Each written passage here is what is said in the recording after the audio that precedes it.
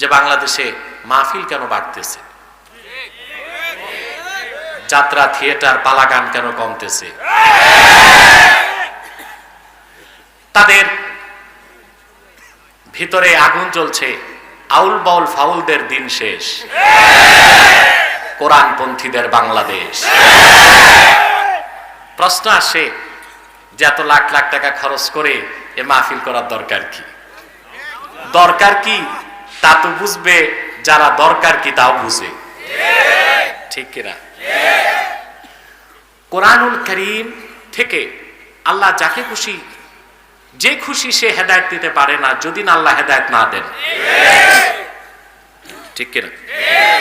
কোরআন কারীমের হেদায়েত থেকে যারা বঞ্চিত, আমরা হাজার চেষ্টা করেও আল্লাহ যদি না চান তাদেরকে কোরআন কারীমের বহুমাত্রিক কল্যাণ ও উপকার কি তা বুঝাতে পারবো না। হেদায়েতটা আল্লাহর হাতে। কার হাতে? আল্লাহ তাআলা কোরআন কারীমে সেটা বলেছেন, কুল ইন্নাল্লাহা ইউদিল্লু মান ইয়াশাউ ওয়া ইয়াহদি ইলাইহি মান আনাব। মুহাম্মদ সাল্লাল্লাহু আলাইহি ওয়াসাল্লাম, আপনি বলুন, আল্লাহ যাকে ইচ্ছা তাকে পথভ্রষ্ট করেন, আর বিনয়ের সাথে যে হেদায়েতের দিকে এগিয়ে আসে আল্লাহ তাকে হেদায়েত করেন।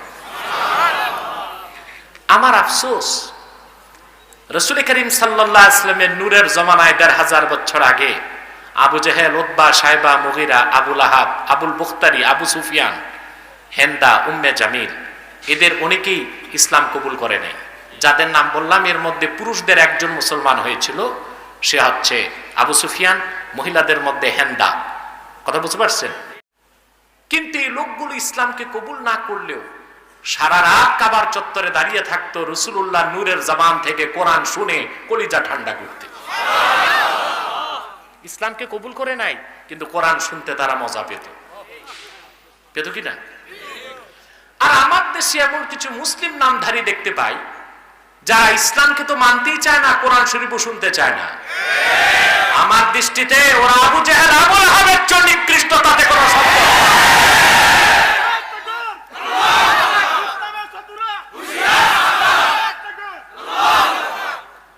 আপনার আবু জেহেলকে ঘৃণা করেন, করেন না?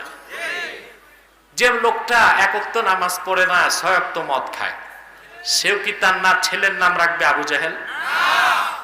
আজে বাজে নাম রাখে, কন্যা, বন্যা, হকিস্টিক, ব্যালিস্টিক, জুতা, স্যান্ডেল, এই নাম রাখে, কিন্তু আবু জেহেল নামটা রাখে না। কিন্তু যে আবু জেহেলকে এত ঘৃণা করেন, সেও তো কোরআন শুনতে ভালোবাসতো, মজা পাইতো। আর এ কোন বাংলাদেশের আবু জেহেলের গোষ্ঠী? মাহফিল হলে মানুষ ধর্মান্ধ হয়, পালা গান বন্ধ হয়ে গিয়েছে বলে আফসোস করে, আর কসম সে আবু জেহেলের চেয়ে নিকৃষ্ট বেঈমান, তাতে কোনো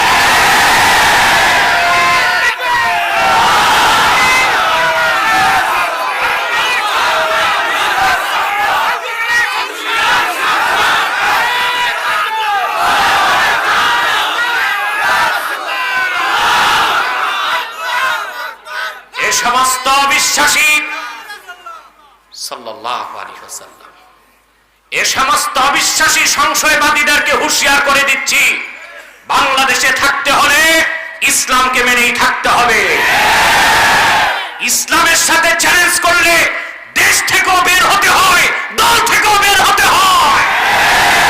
যাদের গোলামি করো তাদের দেশেও জায়গা হয় না, জুতা ছাতা দিয়ে বের করে দেয়।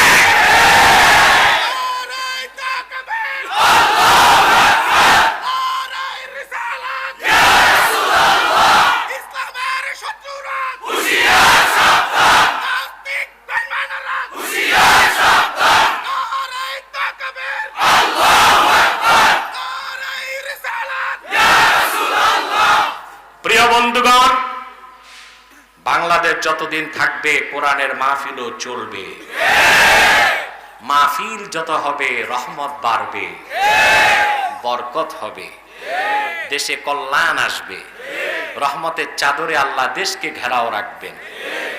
দেখেন না, এখন আবার নতুন ভেরিয়েন্ট অমিক্রন আঘাত করেছে, গোটা বিশ্বকে আবার তছনছ করে দিতে চাচ্ছে। আমেরিকাতে প্রতিদিন ৭,০০০, ৮,০০০ মানুষ অমিক্রনে আক্রান্ত হচ্ছে, এবং ওয়ার্ল্ড হেলথ অর্গানাইজেশন বলেছে অমিক্রনকে ঠেকাবার মতো কোনো ভ্যাকসিন নাই, টিকাও নাই। ভ্যাকসিনও নাই, টিকাও নাই, কিন্তু বাংলাদেশকে তো আল্লাহ বাঁচায় রাখছে। পৃথিবীর সবচেয়ে গরিব দেশগুলোর একটা আমরা, মোটে মধ্যয় ঢুকতেছি, ঠিক কিনা?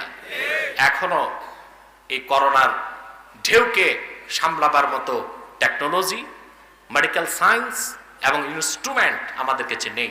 আমরা বেঁচে আছি একমাত্র আল্লাহর কোরআনের বরকতে।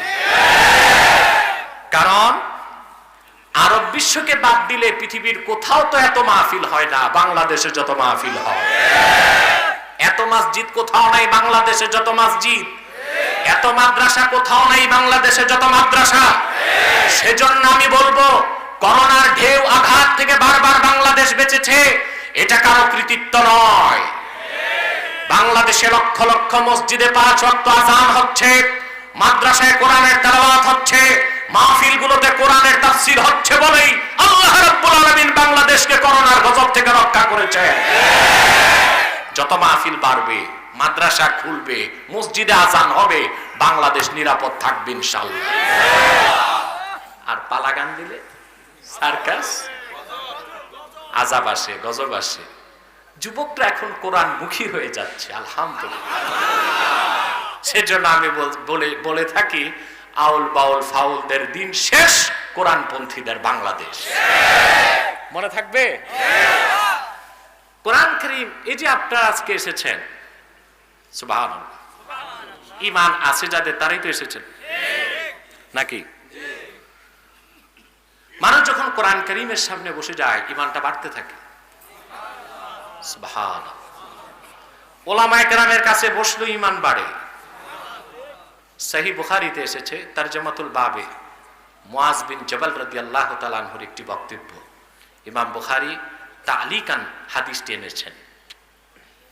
হযরত মুআজ বিন জবাল রাদিয়াল্লাহু তাআলা আনহু তার ছাত্র আসওয়াদকে একদিন ডেকে বললেন, ইজলিস বিনা নুমিন সাআ, আসো আমরা একটু বসি, কোরআন সুন্নাহর আলোচনা করি, ঈমানটা বাড়াই।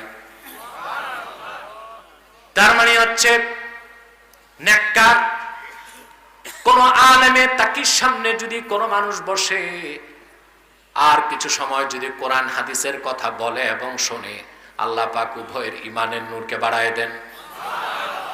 আপনাদের ঈমান বাড়তেছে কিনা বলেন?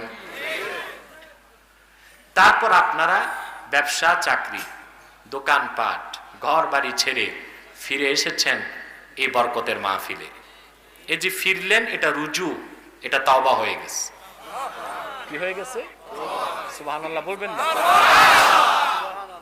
তওবা। তাহলে ঈমানও আছে, তওবাও আছে। ঈমান আর তওবা যখন এক হয়ে যায়, সুবহানাল্লাহ বলেন, তখন আল্লাহ তাআলা রহমতের আর বরকতের দরজা সব খুলতে থাকে। সেই কথাটি আল্লাহ রাব্বুল আলামিন বলেন, ওয়ালাউ আন্না আহলাল কুরা আমানু ওয়াত্তাকাউ লাফাতাহনা আলাইহিম বারাকাতিম মিনাস সামাই ওয়াল আরদ। আল্লাহ পাক বলেন, যদি জনপদের মানুষগুলো ঈমান আনয়ন করত, ওয়াত্তাকাউ মানে ওয়াতাবু, তওবা করত, আমি আল্লাহ তাদের জন্য আকাশ ও জমিনের বরকতের সবগুলো দরজা খুলে দিতাম। তাহলে আমরা আশা করি আল্লাহর রহমতও পাবো, বরকতও পাবো। মাহফিল যত বাড়বে, বাংলাদেশে রহমতও বাড়বে, বরকতও বাড়বে। ঠিক কিনা বলে? অতএব যারা মাহফিলের বিরোধিতা করে, তাদের ব্র্যান্ড, তাদের লেভেল যেটাই হোক, তারা আসলে ইসলামেরও শত্রু, মুসলমানের শত্রু, দেশেরও শত্রু। তাদের কথায় কান দেওয়া যাবে না। ঠিক কিনা? এই যে আসছেন, বসছেন, খুশি না বেজার? আমরা খুশি, আমাদের মালিক খুশি, মাখলুকাত খুশি, ফেরেশতারা খুশি। বেজার কে? শয়তান। বেজার কে? শয়তান। শয়তানও বেজার, তার চেলাচামুন্ডারাও বেজার। শয়তানের সব চেষ্টা ব্যর্থ হয়ে গেছে। 7 দিন তো ওয়াজ শুনতেছেন, কালকে 8ম দিন মুনাজাত করবেন ইনশাআল্লাহ। ঠিক কিনা? আজকে শয়তান চেষ্টা করবে মুনাজাতের আগে উঠানো যায় কিনা, কিন্তু আমরা নেক নিয়ত করে শয়তানের নাপাক গালে একটা চপেটা ঘাত করতে চাই। আমরা নিয়ত করছি কিছুক্ষণ পরে আজকের মুনাজাত করে গুনাহ মাফ করে নিষ্পাপ বেহেশতি আল্লাহওয়ালা হয়ে বাড়ি যেতে চাই। কারা কারা হাত তুলে আল্লাহ তাআলাকে দেখা।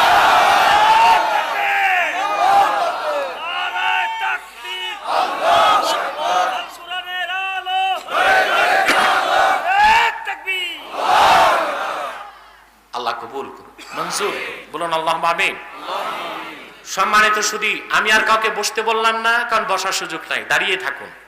আর বসতে, সবাইকে তো বসতে বলাও যায় না, কেউ কেউ জিন্সের প্যান্ট পরে আসছে, এদের এটা আমি বুঝি না, এই প্যান্ট সেলাই করে ঠ্যাং ঢুকাইছে না ঠ্যাং ঢুকায় সেলাই করছে এটা বুঝি না। এদেরকে বসতে বললে মুশকিল, চিচেন ফাঁক, অতএব এদেরকে তো বসার মোটেও সুযোগ নাই, আর জায়গাও নেই যে বসবেন আপনারা, ঠিক কিনা?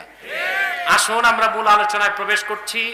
আমার সঙ্গে আপনারা তিলাওয়াত করুন, যেন প্রতিটি অক্ষরে নূর আল্লাহ তাআলা আমাদের সিনায় মানকুশ করে দেন, বলেন আল্লাহুম্মা আমিন। আউযু বিল্লাহি মিনাশ শাইতানির রাজীম। বিসমিল্লাহির রাহমানির রাহিম।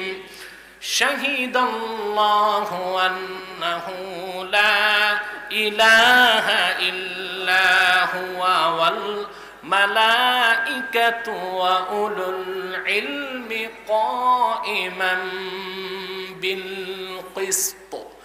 লা ইলাহা ইল্লা হুয়াল আজিজুল হাকীম।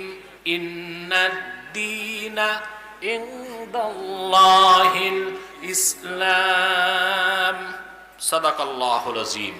পড়ুন সাদাকাল্লাহুল আযীম ওয়া সাদাকা রাসূলুহুন নবিয়্যুল কারীম ওয়া নাহনু আলা যালিকা মিনাশ শাহিদিন ওয়াশ শাকিরিন ওয়াল হামদু লিল্লাহি রাব্বিল আলামিন।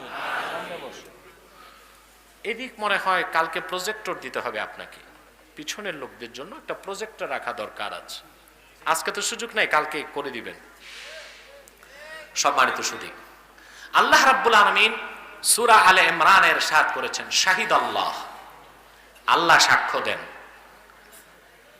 লা ইলাহা ইল্লাহু, তিনি আল্লাহ, তিনি ছাড়া কোনো মাবুদ নেই। সুবহানাল্লাহ। সাক্ষ্যটা কার? সাক্ষী কে? আল্লাহ। সাক্ষ্যকার? নিজের পক্ষে, যে আল্লাহ সাক্ষ্য দেন তিনি ছাড়া কোনো মাবুদ নেই। ওয়াল মালায়েকা, সমস্ত ফেরেশতাগণ সাক্ষী দেন আল্লাহ এক, তিনি ছাড়া কোনো মাবুদ নেই। ওয়া উলুল ইলমি কাইমান বিল কিসত, আর আল্লাহ তাআলা যাদেরকে ইলম দান করেছেন, যে ইলমের মাধ্যমে ভালো মন্দ পার্থক্য করার জ্ঞান অর্জন করা যায়, সত্য মিথ্যার পার্থক্য নির্ণয় করা যায়, এরকম ইলমের ধারক যারা, তারাও সাক্ষ্য দেয় নিশ্চয় আল্লাহ ছাড়া কোনো মাবুদ নেই। সুবহানাল্লাহ। লা ইলাহা ইল্লাহু, আসলেই তিনি ছাড়া কোনো মাবুদ নেই। আল আজিজুল হাকিম, তিনি হচ্ছেন আজিজ, মহাপরাক্রমশালী, হাকিম, সর্বময় জ্ঞানের অধিকারী, বলেন সুবহানাল্লাহ। ইন্নাদ-দীনা ইনদাল্লাহিল ইসলাম, নিশ্চয় আল্লাহর নিকট মনোনীত দিন হচ্ছে একমাত্র ইসলাম। সাক্ষ্যটা কার? আল্লাহ তার তাওহীদের পক্ষে নিজে এই সাক্ষ্য দান করলেন। সুবহানাল্লাহ।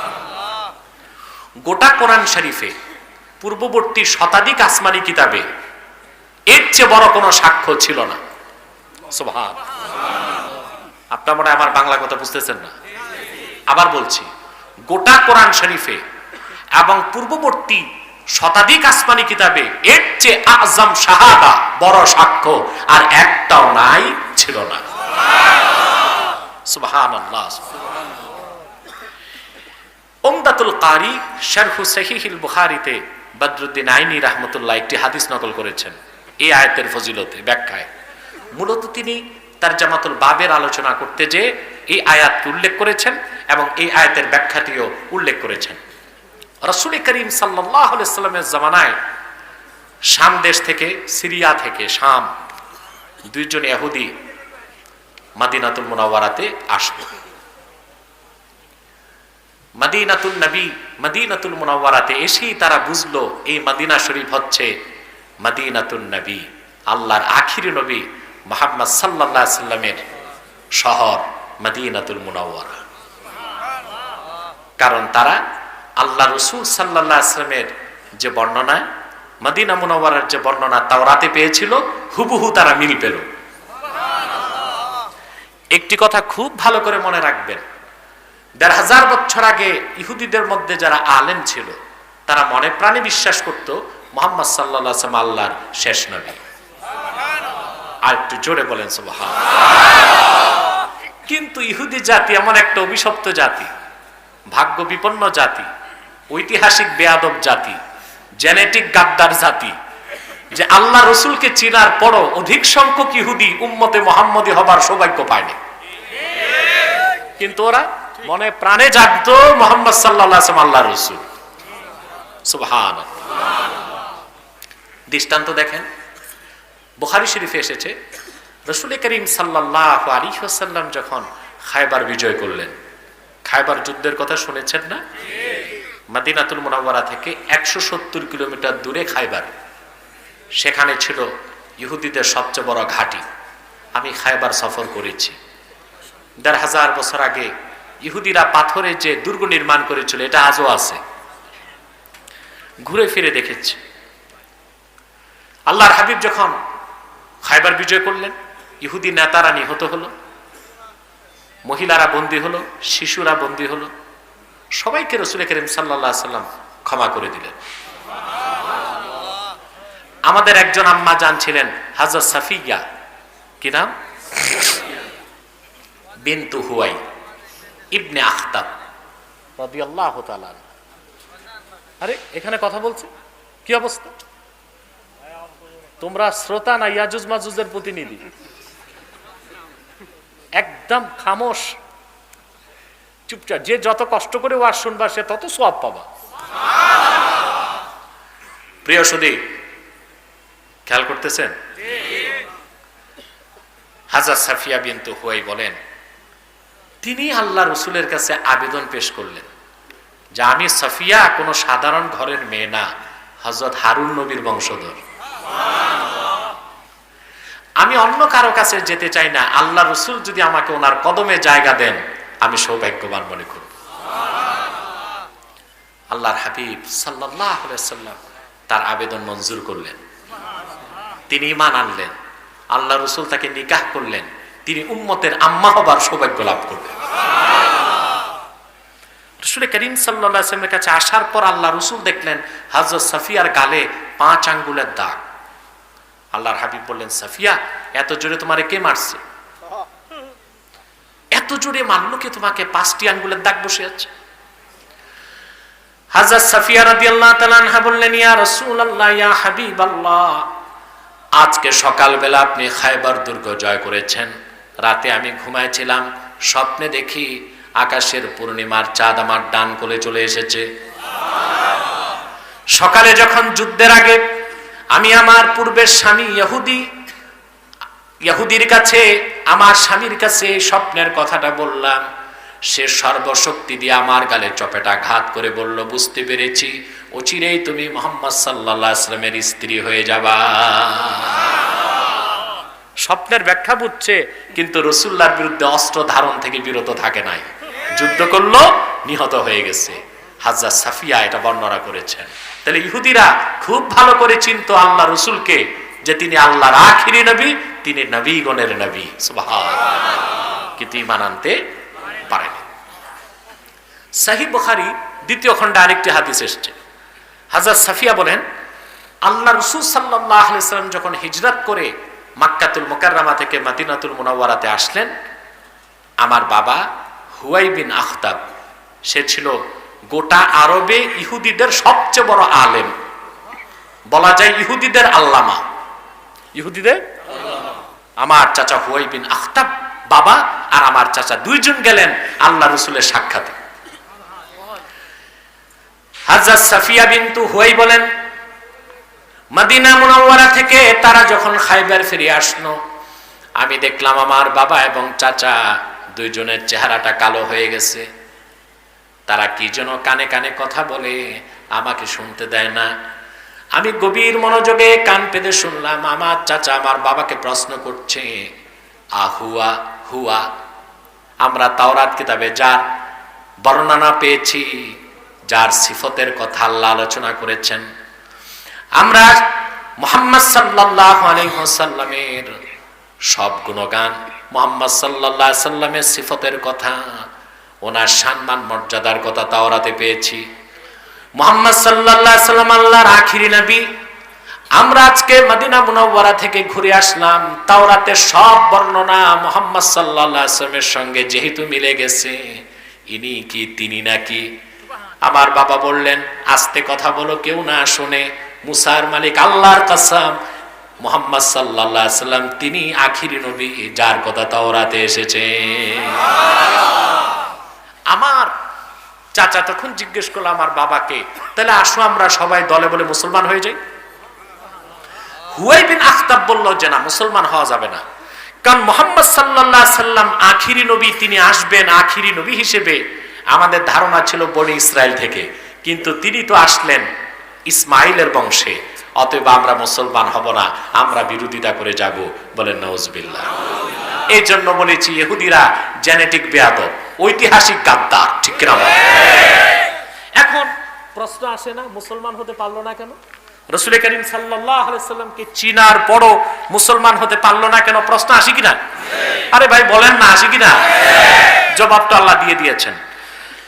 ইন্নাল্লাযীনা ইয়াকফুরুনা বিআয়াতিল্লাহি ওয়া ইয়াকতুলুনান নাবিয়্যিনা বিগাইরি হক ওয়া ইয়াকতুলুনাল্লাযীনা ইয়া'মুরুনা বিল কিসতি মিনান নাস ফাবাশশিরহুম বিআযাবিন আলীম। এই অভিশপ্ত ইহুদি জাতি, ওদের বড় অপরাধ, তারা আল্লাহর আয়াত মহাসত্যকে অস্বীকার করে, আর প্রচুর সংখ্যক বনি ইসরায়েলের নবীকে তারা হত্যা করেছে। আর যারা বনি সত্যের পক্ষে সাক্ষী দেয় তাদেরকেও তারা হত্যা করে। এই বেয়াদবির কারণে আল্লাহ পাক তাদেরকে মুহাম্মদ সাল্লাল্লাহু আলাইহি ওয়াসাল্লামের উম্মত হতে দেন নাই। তাদের দুনিয়া আখিরাতে কি অবস্থা ইহুদিদের আল্লাহ বলে দিয়েছেন, উলাইকাল্লাযীনা হাবিতাত আ'মালুহুম ফিদ দুনিয়া ওয়াল আখিরাতি ওয়া মা লাহুম মিন নাসিরিন। দুনিয়া ও আখিরাতে, ইহুদিদের দুনিয়া আখিরাতে সব পণ্ড, ওদের আখিরাতও নাই, ওদের দুনিয়াও নাই, আর ওদের কোনো সাহায্যকারী নাই। এখন আপনারা একটা প্রশ্ন আমাকে করতে পারেন, হ্যাঁ ইহুদিদের আখিরাতে কিছু নাই তা তো মানলাম, দুনিয়াতে তো আছে, সব সম্পত্তি তো ওদের হাতে, করতে পারেন না? মনে করুন প্রশ্নটা, মাইকটা একটু উঁচা করা যাবে? স্ট্যান্ড মাইক প্যান কোথায়? একটু একটু একটু 2 ইঞ্চি উঁচা করতে হবে। যাক যাক, থাক থাক, এখন আরো ডিস্টার্ব হবে। মাইক প্যান মনে ঘুমাইতে গেছে না, আছে? থাক। আসলে ইউটিউবাররা তাদের স্পিচ গুলো এখানে বেঁধে দিলে সমস্যা হয়, ওটা আলাদা একটা স্ট্যান্ডে বাঁধতে হয়। সে যাই হোক, থাক থাক থাক, ওখানে থাকো। তোমার তো মাথায় টুপি না, আমার মনে অজুও নাই, তোমার দরকার নেই আসার, ওখানেই থাকো। প্রিয় ভাই,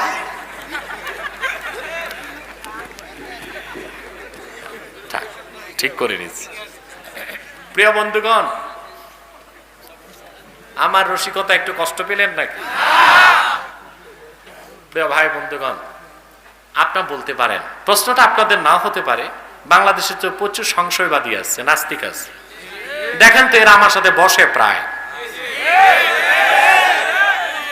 কেউ ঠিক হয়, চোরা বহু চোরাই বসছে, কিন্তু বলতেছি কেউ ঠিক হয় কেউ ঠিক হয় না। ওই যে একটা কথা আছে না, কি যেন বাঁকা সোজা করা যায় না,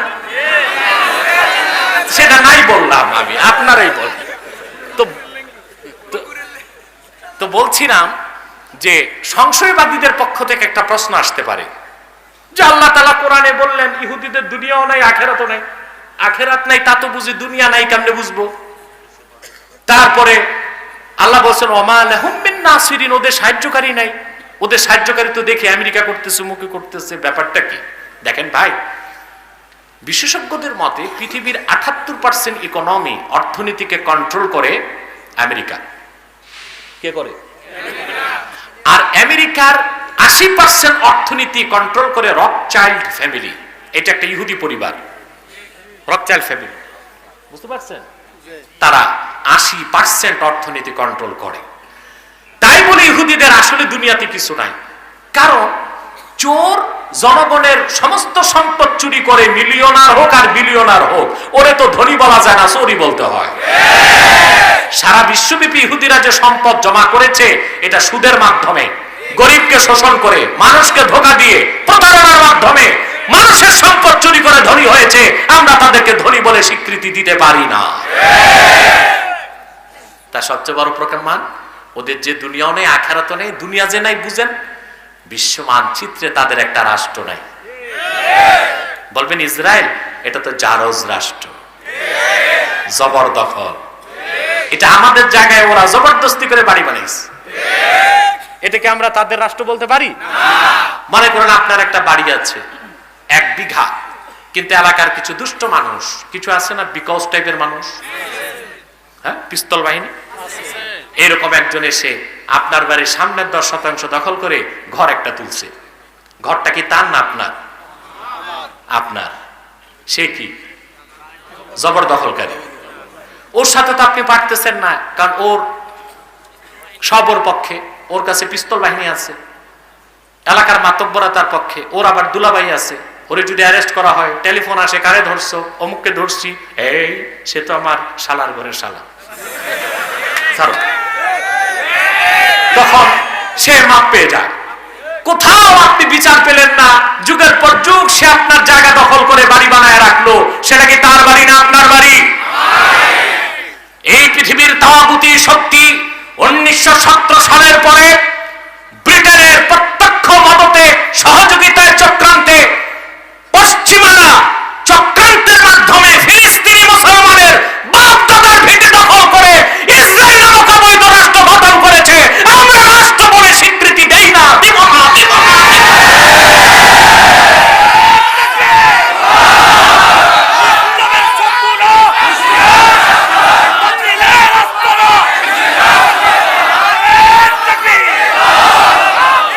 মনে রেখো মুসলমান, আজ হোক কাল হোক, বিশ্ব মানচিত্রে ইসরায়েল নামক কোন রাষ্ট্রের অস্তিত্ব খুঁজে পাওয়া যাবে না ইনশাআল্লাহ। সেই দিন আসতেছে, ঠিক কিনা বলেন? সেই দিন আসতেছে। আল্লাহ বলেছেন ওমা লাহুম মিন নাসিরিন, ওদের সাহায্যকারী নাই। আসলেই তো নাই। 1917 সালে তাদেরকে ব্রিটেন জাহাজে করে আনা শুরু করলো ইউরোপ থেকে। হিটলার এমন দেওয়া দিচ্ছে,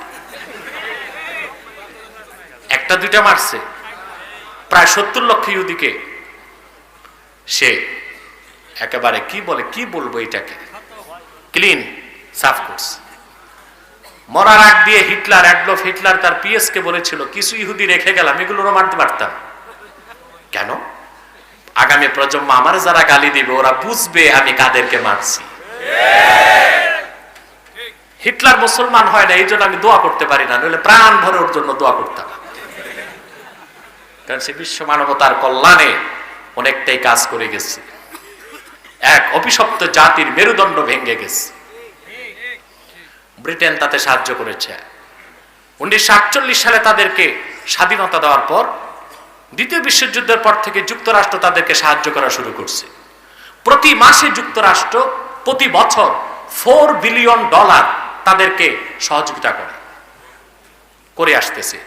এখন আমেরিকা এতদিন সাহায্য করছে, এখন মুখ ফিরায় নিচ্ছে, কারণ ওরই তো যায় যায় অবস্থা। 19 বছর মধ্য এশিয়াতে যুদ্ধ করে, বুঝলেন, নিরস্ত্র মুজাহিদদের সাথে যুদ্ধ করে 19 বছরে তার লস হয়েছে, খরচ হয়েছে $2.26 ট্রিলিয়ন। এটা আপনি হিসাব করতে পারবেন না। অন্তত বাংলাদেশের 40 বছরের বাজেট $2.26 ট্রিলিয়ন খরচ করে ও ভিক্ষার ঝুলি এখন হাতে নিয়েছে আমেরিকা। 19 বছরে এমন থেরাপি দিচ্ছে আল্লাহর বান্দারা, অস্ত্র শস্ত্র গোলা বারুদ রেখে কোন রকম প্লেনে ঢুকছে আর কেউ চাকায় ঝুলে রওনা দিচ্ছে, ঠিক কিনা? এখন তার দেশ রক্ষা করা মুশকিল, এখন আর ইসরায়েলকে সাহায্য করতে চাচ্ছে না। আল্লাহ তো বলেই দিয়েছেন 1500 বছর আগে, ওমা লাহুম মিন নাসিরিন, আসলেই তারা তাদের কোনো স্থায়ী সাহায্যকারী পাবে না। পাবে না। যারা আল্লাহ রাসূল সাল্লাল্লাহু আলাইহি ওয়াসাল্লামের উম্মত হওয়ার সৌভাগ্য থেকে বঞ্চিত হয়েছে ইহুদি জাতি ১,৫০০ বছর আগে, আজও তাদের উত্তরসূরিরা পৃথিবীতে অভিশপ্ত জাতি হিসেবেই আছে। খুব কম সংখ্যক ইহুদি মুসলমান হবার সৌভাগ্য লাভ করেছিল। এরকম দুইজন শাম দেশ থেকে গেল মদিনাতুল মুনাওয়ারাতে। শাম চিনতে পেরেছেন? 4টি রাষ্ট্রকে শাম বলা হয় হাদিসে। আপনার সিরিয়া, যার রাজধানী দিমেশক, তারপরে আপনার জর্ডান, যার রাজধানী আম্মান, লেবানন, ফিলিস্তিন, ইরাকের একটা অংশ, এই বেল্টকে বলা হয় শাম। কি বলা হয়? শাম। এর রাজধানী কি বলা হয়েছে কোরআন কারীমে? রোম। আপনারা মনে করেন ইতালির রোমকে বলা হয়েছে, তখন তো ওই রোম ছিল জঙ্গল। আল্লাহ যে রোমের কথা বলছেন, এটা হচ্ছে শামের রাজধানী রোমের কথা। কথা বুঝতে পেরেছেন? সেটা অন্য কোনো আলোচনা আমি ব্যাখ্যা করে দেব ইনশাআল্লাহ। ইহুদি দুইজন যখন মদিনাতুল মুনাওয়ারাতে পৌঁছলো, তারা লোকজনের কাছে জিজ্ঞেস করলো যে আল্লাহর আখিরি নবী মুহাম্মদ সাল্লাল্লাহু আলাইহি ওয়াসাল্লাম কি হিজরত করেছেন মদিনা মুনাওয়ারাতে? লোকজন বলল হ্যাঁ। তারা আল্লাহ রাসূলের কাছে উপস্থিত হলো। দুইজন ইহুদি, হিব্রান মিন আহবারিল ইয়াহুদ। হিব্রুন বলা হয় ইহুদিদের শ্রেষ্ঠ আলেমদেরকে। এরকম হিব্রানে মিন আহবারিল ইয়াহুদ, শাম দেশে ইহুদিদের সবচেয়ে বড় দুইজন আলেম আল্লাহর হাবিবের কাছে যে উপস্থিত। আল্লাহর হাবিবকে তারা বললেন, ইয়া রাসূলুল্লাহ, ইয়া হাবিবাল্লাহ, মনে প্রাণে আমরা বিশ্বাস করি আপনি মুহাম্মদ আল্লাহর রাসূল, তাতে কোনো সন্দেহ নাই। তবে যদি এখন একটি প্রশ্ন করব, আপনি যদি তাৎক্ষণিক উত্তর দেন, আমরা বিলম্ব না করে মুসলমান হয়ে যাব। আল্লাহর হাবিব বললেন, প্রশ্ন করো।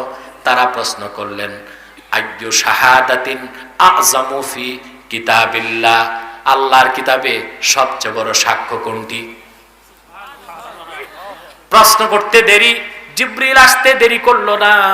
আল্লাহ পাক আলে ইমরানের 18 নম্বর আয়াত নাজিল করে দিলেন, শাহিদাল্লাহু আন্নাহু লা ইলাহা ইল্লা হুয়া ওয়াল মালাইকাতু ওয়া উলুল ইলমি কাইমান বিল কিসতি লা ইলাহা ইল্লা হুয়াল আজিজুল হাকিম। আযম শাহাদা ফি কিতাবিল্লাহ, আযম শাহাদা ফি ইলমিল্লাহ, আল্লাহর ইলমে এটাই সবচেয়ে বড় সাক্ষ্য। আল্লাহর সমস্ত কিতাবে এটাই ছিল সবচেয়ে বড় সাক্ষ্য। আল্লাহর চূড়ান্ত কিতাবে এটাই সবচেয়ে বড় সাক্ষ্য। সাক্ষ্যটা তাওহীদের সাক্ষ্য। সুবহান। এখন একটু ব্যাখ্যা বুঝুন। কষ্ট হচ্ছে না তো আপনাদের? একদম শেষ প্রান্তে যারা, তাদের চেহারা মোবারক আমি দেখতে পারতেছি না, কিন্তু তারা তো মনে হয় আমাকে দেখতেছে নাকি? আপনারা ঘুমাচ্ছেন না তো পিছনে যারা? কে কে ঘুমান হাত উঠান।